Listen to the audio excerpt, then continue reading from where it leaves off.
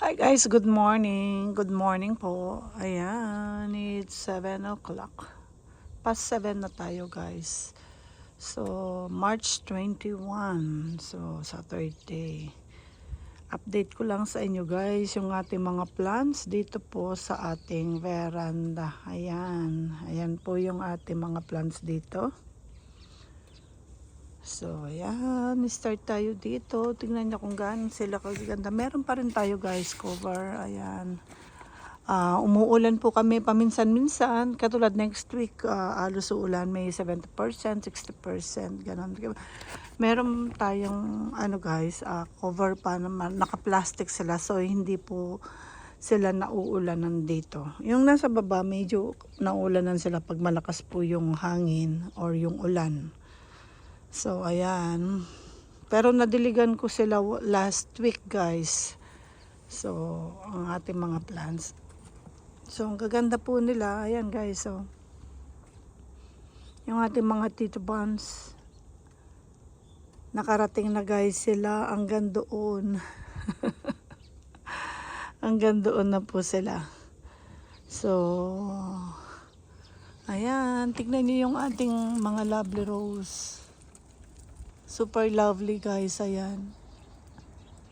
Di po ba? Yung isang planggana nating lovely rose na yan, tingnan yung ganda ng pagka-pink. Ayan, dahil nasa ganyan po siyang pesto. Ang ganda po nila. So nice.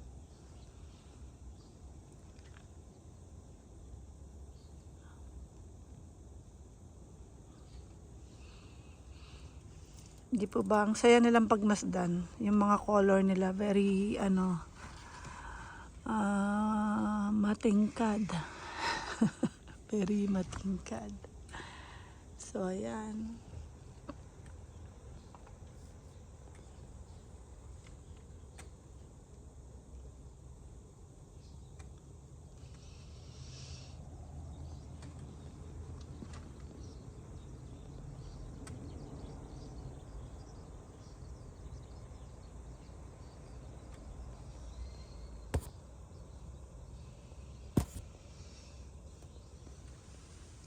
Si ano ito guys, ang ganda niya ng pagka-color niya. Para siyang peach at may mint green, light peach or creamy ang color niya. Ito po ang ating caviar. So nice. Matagal na kasi akong hindi nakakapag-update sa inyo guys. So ayan, i-update natin sa inyo yung ating mga plants dito.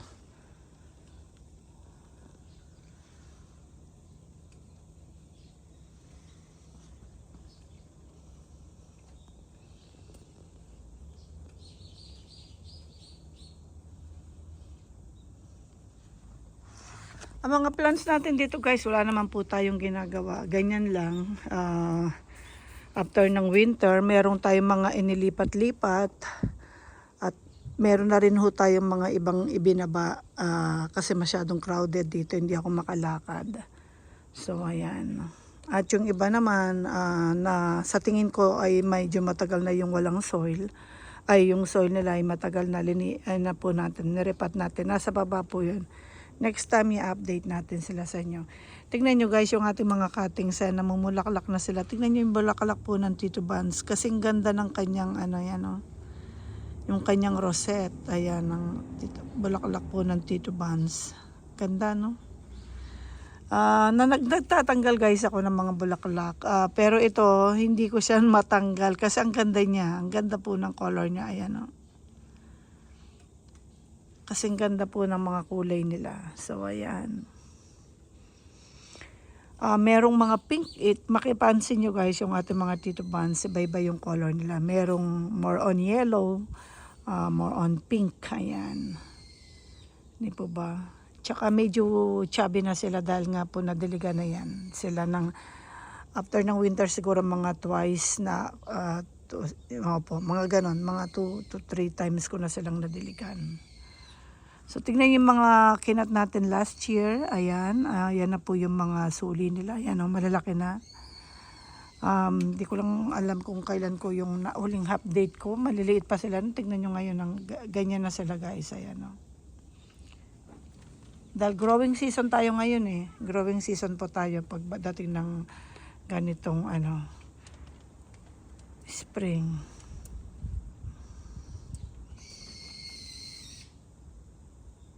Ayan, ganda nila guys. So, tignan nyo. Yung mga pink na nandun na yun, oh. Di po ba? Ito yung isang arrangement ko na nasa baba ito at inakyat ko siya kasi nga hindi siya nai-stress. Gusto ko siya maging compact. Tignan nyo. Medyo na na siya guys. Yung parang naging compact yung kanilang mga rosette. Ayan o. Isang po yan. Ayan o. Ayun yung kanyang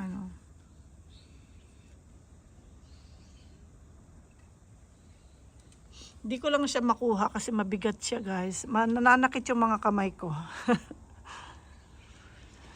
Mga Tito Buns natin na mga cuttings din ito last year. Yan, tingnan nyo, nakaisang malaking pots tayo guys. Ayan. Ito halo yung mga Tito Buns kong tong, mga variegated. Ito ang tawag nila dito sa variegation na ito, leaf variation guys. Ayan. Ayan. So, mix ito sa variegated. Ito yung variegated eh. Ito, leaf variation ito guys. Ayan o. Na para siyang may bumps, no? Ayan o. So, ito, mix ito guys. Ito, pare-pareho silang variegated. Na ang ng rosette niya. Ito, mix po ito. Tignan nyo guys yung kanyang pots. Ang laki-laki.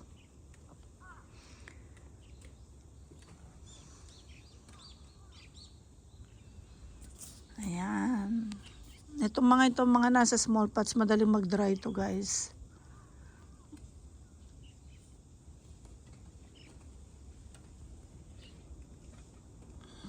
Ayan. Ito si Monroe. I think si ito.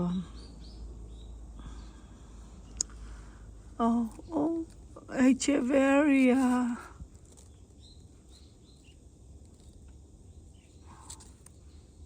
Ito si Monroe. Dandan ko pa siyang hinugot. Ayan, ito si Monroe.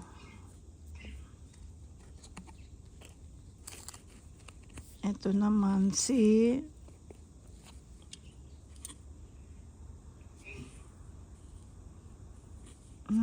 something pink. Glam pink. Ito pala si glam pink. Tingnan nyo guys, sa katagalan, nabura na. Pati yung data yun. Kailangan maayos ko ito. Si glam pink. Ito na lang yung ating natirang magic gold na pinutol natin, kinat natin. Tingnan nyo yung babies niya guys. Ay malaki na. Ayan, ito yung pinakakinat natin. Isa lang natira niyan.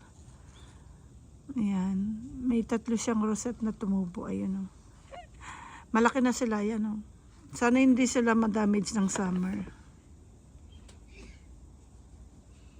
Meron tayo dito isang variegated na crested ito guys. Namatay yung crested niya. At natira na lang yung isang rosette na tumubo. Ayan. So, nakalimutan ko yung pangalan niya. Hanapin ko yan guys. Ang sa mga list ko. May mga list kasi tayo na Ayan. I think ito si Starfish. Ayan si Starfish. Yung nasa baba. Ayan. Magaganda po ng mga color nila. Ayan. Si ito. Something bossy. Agaboides Star Boss. Ayan. Agaboides Star Boss. Ito guys. Sarado. Tignan nyo. Ang ganda ng color niya.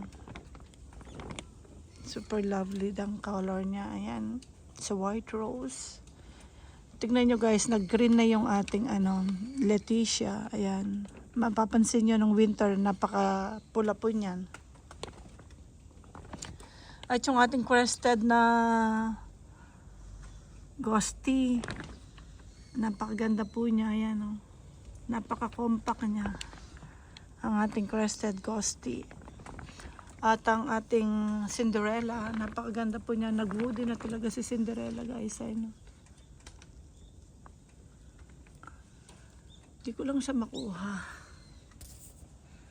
So, ayan. Ayan po sila. Ang ganda nila, guys. Talagang pagmasdan dito.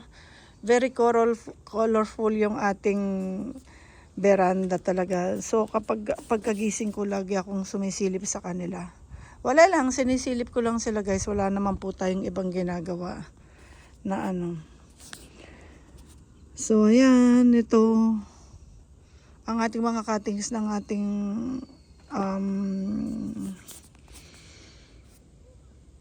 ano, guys, cubic frost variegated. Ayan, ang gaganda po nila. Ayan, oh.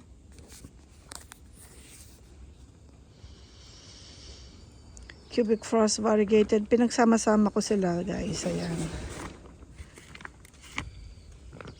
Kaganda ng mga variegated nila. Ayan. Para sila nag-iilaw, no? Super ganda po nila. At ito naman yung ating mga lovely rose na may mga red stain, guys. Ayan, oh. Kita nyo.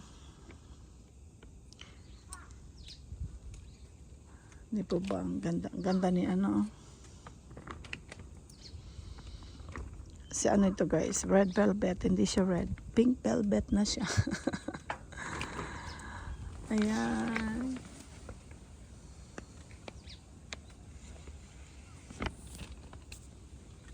Ay, yung ating agaboides dito. Ebony yata ito, guys. Ebony. Ayan, agaboides ebony nga siya, guys. Ayan, nasa baba ito. Hindi siya nagre-red, so inakit ko siya rito. Lumaki na yung bulaklak ni ano, yung rosette nito, si Binance, si variegated, guys. Napakalit lang niya nung ikat ko yung pinaka main rosette niya. Kasi para mag-grow siya. So after nating makatignan nyo, guys, may mga suli pong tumubo ng mas, ayun na, 3 yata. Ayan. Yung dating unang suli, ito yon. Ganyan lang yata siya kaliit noon nung kinat natin. Ngayon, tignan nyo, guys, malaki na. So, ayan. Wow, ang ganda ng ating ano, guys. Ang ganda ng ating variegated ng Mebina. Ayan. Punong-puno siya, guys. Ayan, oh. At ang ganda ng ano, parang nagbobol, yung shape ng ating Onslow, guys. Si Onslow, pag nandito lang siya sa top, ganito, naggaganyan siya ng color. Ang ganda niya, guys, so pink.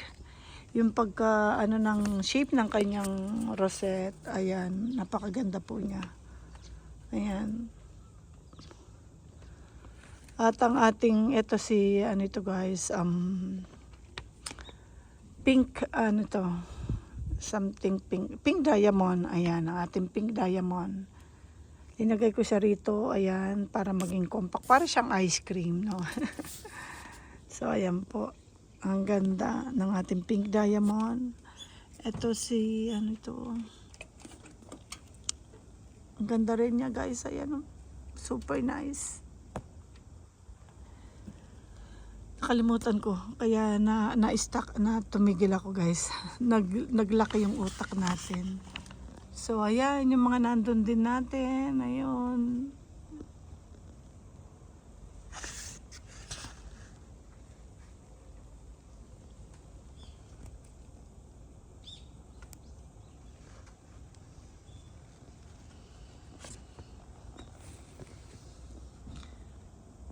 Dali, guys. Ganda ng color niya. Ayan. Meron siyang suli doon. Maliit lang. So, ayan po. Dito naman. So, ganyan yung ano nila, guys. Ganyan yung dating. Ayan. Ganyan po yung ano ng mga plants natin dito. Ayan. Ayan po. dahan-dahan ako sa aking camera. Minsan nakakalimutan ko. Nakatingin lang ako guys sa labas pero hindi talaga sa camera. So kaya minsan makulit ang maingay ang aking camera. Tingnan nyo guys, after ko makatanlit-lit na lang nang iniwan ko dito ngayon. Tingnan nyo, malaki na naman siya. So meron tayong mga kinat na buhay at hindi pa natin sila nasa separate pots. So, ayan, tingnan niyo po, ang ganda niya. Gustong gusto ko talaga yan. Yung diamond shape niya, tsaka yung parang siyang stone, tapos nagpipink siya sa gilid. So, kaya nagpropa ako guys. Ito, namatay pinaka mother plant at may naiwan tayong natirang yung mga kinakat natin. Kaya maganda talaga mag-propagate. So, minsan pag namatay yung pinaka mother plant, yung minsan nabubuhay yung ating mga cuttings. So ayan, isang cuttings yan na maliit lang at linagay ko dito at biglang lumaki. Gusto niya ang araw, gusto niya yung pesto niya rito. So ayan guys. Ito yung mga ano natin. Pretty and pink. Nagmix na yan guys. Ayun, meron ng ibang tumubo. Ayan. Another pretty and pink din ang mga yan. At yung doon si Blue Elf, yung nasa dulo si Blue Elf guys. Yung nasa dulo ay Blue Elf. Etong mga ito ay pretty and pink. At ito naman si Lola. Ayan, si Lola. Laging mabilis mag-dry ito guys. Ayan. Lola or Derenciana. So, ayan guys. Ang ganda ni, Floridity ito guys. Giselle and then Floridity. Ang ganda ng natin yung sedum. Yung sedum na mint. Para siyang mint green, yellow green at saka may pink siya sa gilid. Variegated yan guys, yung sedum natin yan. Ayan, yung mga suli niya. At banda rito, maraming magaganda rito. Tignan niyo, para silang ubas. Ayan.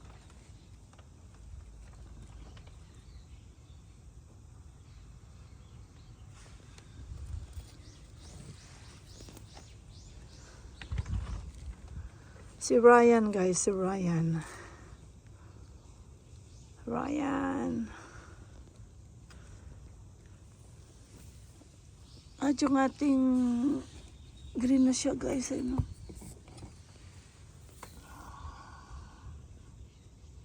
Leticia, green na siya.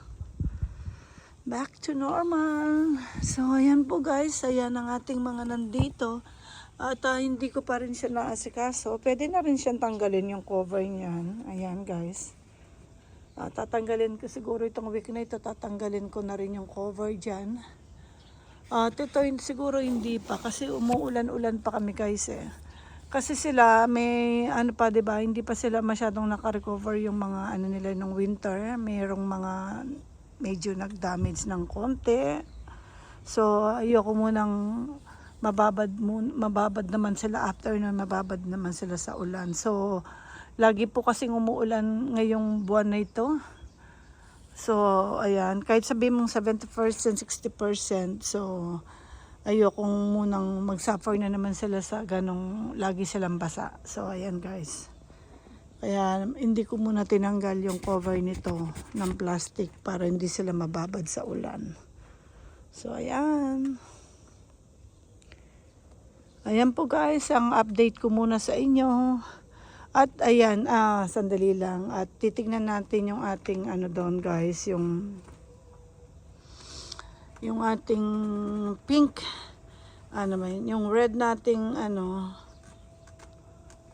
yung red nating heart. Tignan niyo po guys, ayan nag-green na siya. Red agaboides. Ayan po, binaba ko na siya dyan guys. Kasi mabilis siya mag-dry. So, ayan. Ang ganda ng ating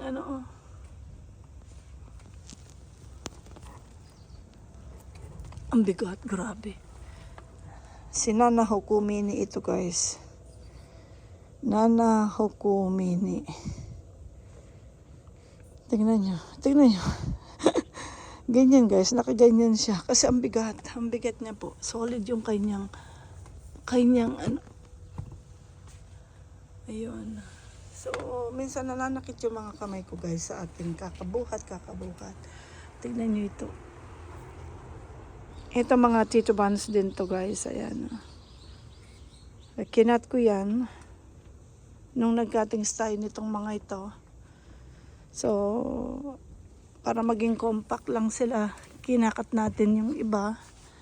Or propagation na rin yung iba din guys. So,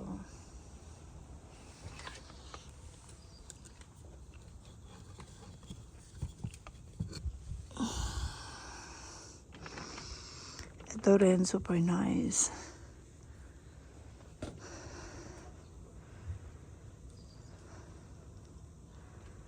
Ang ganda. Wala tayong masasabi kundi puro maganda, no? Dito sa ating mga plants na ito, guys, puro maganda. At yung ating kay Hoshi variegated, after nating makatignan niya, malalaki na yung mga babies. So, ayan po. Ayan ang ating mga plants dito na ating in-update sa inyo. So, ayan guys. Thank you so much for watching guys. Ayan na po. Magpapaalam muna tayo. Next time, mag-update ako ulit sa inyo sa baba. Yung ating mga plants doon. So, ayan. Dito ako natutuwa sa aking lovely rose na ito. Parang gusto ko siyang kunin kaso yung isang kamay, may hirapan tayo. So, ayan guys. Thank you so much for watching and have a good day po. Bye guys.